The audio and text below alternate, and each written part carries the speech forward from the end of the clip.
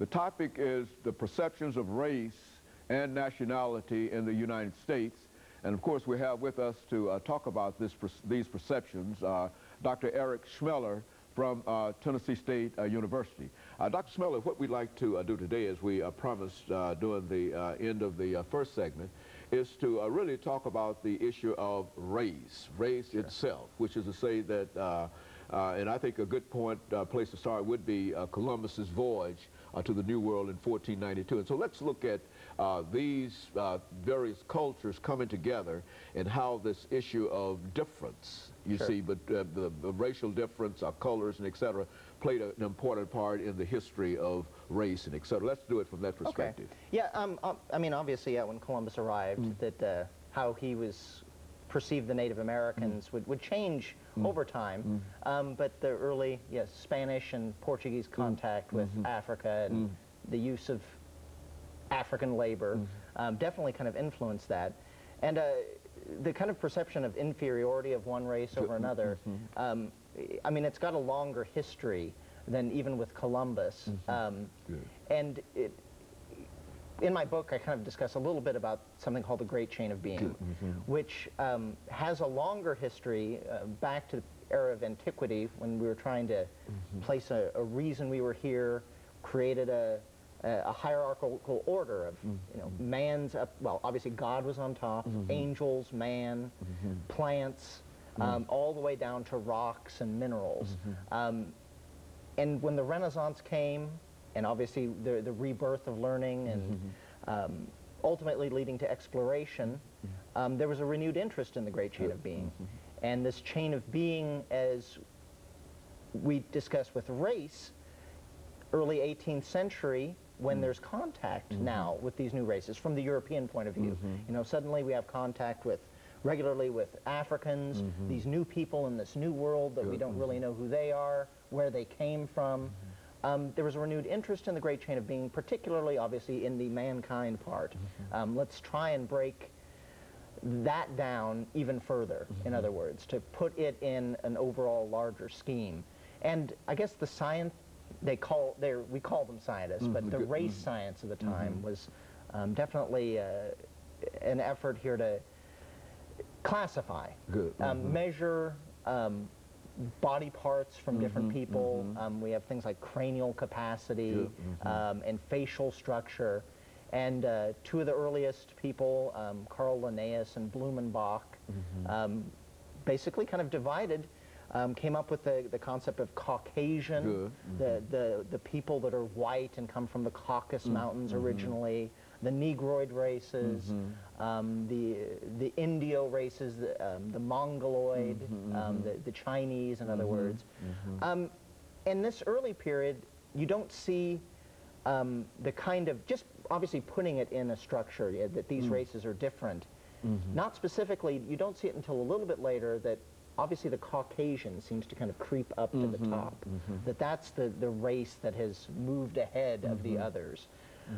But definitely with settlement, Jamestown and the early kind of Americans, and the use of indentured servants, when that became too expensive and slavery became more cost efficient, that Great Chain of Being kind of came back into play, and it started to kind of justify, why are we keeping these people as slaves? It's because they're inferior racially. And they would point back to this science to defend it. Thomas Jefferson was one of the first to kind of jump on this kind of bandwagon in his notes on Virginia, is kind of arguing that there's a clear reason that we do this. There were other voices that disagreed with him, but he led. He not only as an intellectual, Thomas Jefferson sort of led the way in reference to that, did he not? Yeah, usually he's one of our, I mean, as an actual kind of printed source, we have Jefferson to kind of, this is what he was writing about. There were other voices, but Jefferson's obviously kind of stands out usually the most on this. And obviously the hypocrisy that students, mine and I'm sure yours too, find that Jefferson, the man who writes about the inferiority of the black race intellectually, didn't have a problem with that when it came to his own personal relations. So. Very good. And so in a real sense, this whole idea of race sort of predated Columbus's voyage to the New World, but there was no negative impact. It was a recognition that races were different. Yes. But there was no, at this particular time, there was no assumption that one race was superior or inferior to the other. Now, how did this attitude come into being? It seems to come with, I mean, it's a long kind of, well, not maybe so long, but it's a slow process. And it seems, even when you just look at Columbus's journals, I mean, at first, his descriptions of the Native Americans, they're healthy, they're big, they're clean, and there are some elements of that negative kind of tones in there, and it increases the longer they're there. To justify why we're there is definitely kind of one thing to think about. The English, when they come over, some elements of the Native American culture, they definitely kind of see this is a good thing, but other elements, they can be pretty negative. And yeah, the racist part of the race seems to kind of gradually come with settlement. The longer we're here, it seems to get a little worse.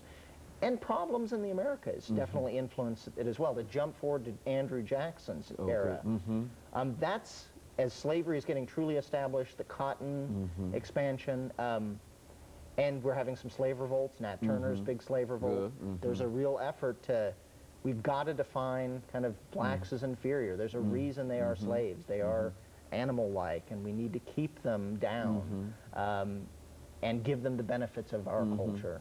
So, you know, one of the things that we find in dealing with this issue of race is that if you look in the Caribbean, the French, for example, would have a different attitude toward what is known as miscegenation than perhaps the English and etc.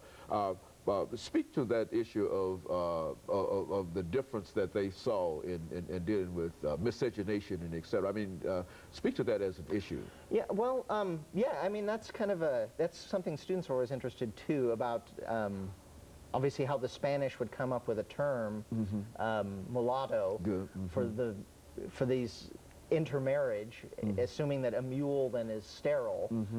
We're two different species, a white and an Indian, that they can't have children, but it's obviously they could.